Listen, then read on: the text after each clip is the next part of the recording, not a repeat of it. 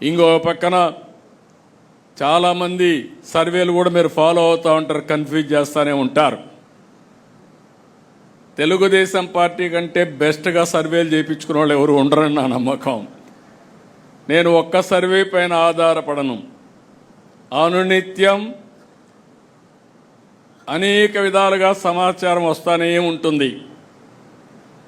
QR code మొదలుకొని, digital penetration మొదలుకొని, క్యాపీ మీరు ఏ సర్వేలన్నా ఎవరేం చెప్పినా వాళ్ళది ఒక సర్వే.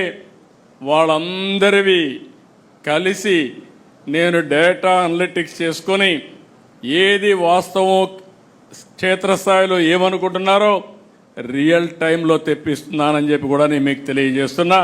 అది మీ అందరితో షేర్ చేసుకుంటాను. నేను ఒకటే విజ్ఞప్తి చేస్తున్నా, మనం ఏమనుకుంటున్నాం అనేది కాదు, ప్రజలు మనల గురించి ఏమనుకుంటున్నారో అది ముఖ్యం.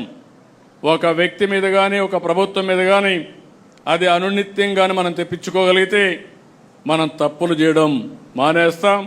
నేను ఆ విషయంలో కూడా చూస్తున్నాను. ఏ నాయకుడు ఏ విధంగా పనులు చేస్తున్నాడు.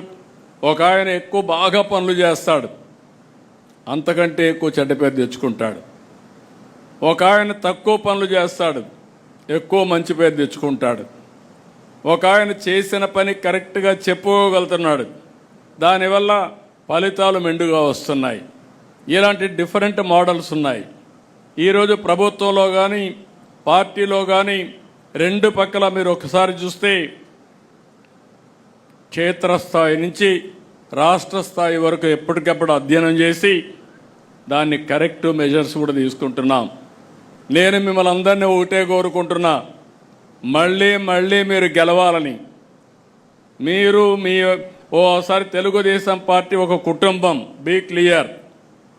ఈరోజు ఎర్రమనాయుడు గారు ఆ రోజు పార్టీకి పనిచేస్తే ఈరోజు రామ్మోహన్ నాయుడు గారు కేంద్ర మంత్రి అయ్యారంటే అది కుటుంబ వ్యవస్థని పదే నేను చెప్తున్నా, అదే చేస్తున్నామని చెప్పి మీ అందరికి విజ్ఞప్తి చేస్తున్నా. బాలయోగి ఉన్నప్పుడు, ఆయన చనిపోయినప్పుడు హరీష్ అయితే చాలా చిన్నవాడు. తర్వాత బాలయోగి చనిపోయిన తర్వాత, ఆయన పెద్ద అయిన తర్వాత, చదువుకున్న తర్వాత మళ్ళీ ఎతికి ఆయన తీసుకొచ్చి ఎంపీ చేసిన పార్టీ తెలుగుదేశం పార్టీ. అది కుటుంబ బాంధవ్యం అంటే. First of all A party అయినా సరే, ఏ ప్రొఫెషన్ అయినా సరే దానికి కొన్ని నామ్స్ ఉంటాయి.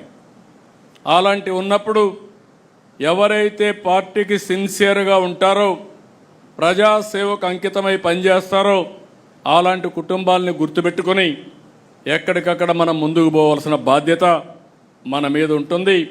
అప్పుడే సస్టైనబిలిటీ వస్తుంది, స్టెబిలిటీ వస్తుందని చెప్పి కూడా నేను మీకు తెలియజేస్తున్నా. అదే సమయంలో మేము ఉంటాం, వారసత్వం ఉంది, మేము పనిచేయం, మీ ఇష్టం అంటే నమస్కారం తప్ప వేరే మార్గం లేదు.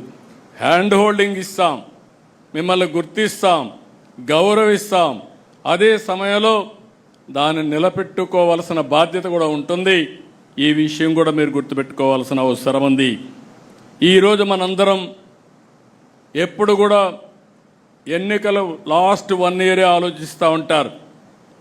4 ఏళ్ళు పట్టించుకోకుండా లాస్ట్ 1 ఇయర్ క్యాంపెయిన్ చేస్తే, లేకుంటే మనం ఏదో చెప్తే ప్రజలు నమ్మడానికి సిద్ధంగా లేరు. అందుకే మొదటి సంవత్సరం నుంచి చిన్న పొరపాట్లుంటే కరెక్ట్ చేసుకుంటాం. మన పాలసీ నిర్ణయాలు ఏవైనా తప్పుంటే అవి కూడా సరిదిద్దుకుంటాం. మన పరిపాలనా విధానంలో ఏమైనా లోటుపాట్లుంటే అవి కూడా కరెక్ట్ చేసుకుందాం. మన ప్రవర్తనలో కూడా ప్రజలకు నచ్చని విషయాలు, మన కార్యకర్తలకు నచ్చని విషయాలుంటే అవి కూడా కరెక్ట్ చేసుకుందాం. కడాన మీరు ఒకటి గుర్తుపెట్టుకోవాలి, రైట్ పాత్ అనేది ఒకటే, ట్రూత్ అనేది ఒకటే. ప్రజలు మెచ్చాలి, కార్యకర్తలు ఆమోదించాలి.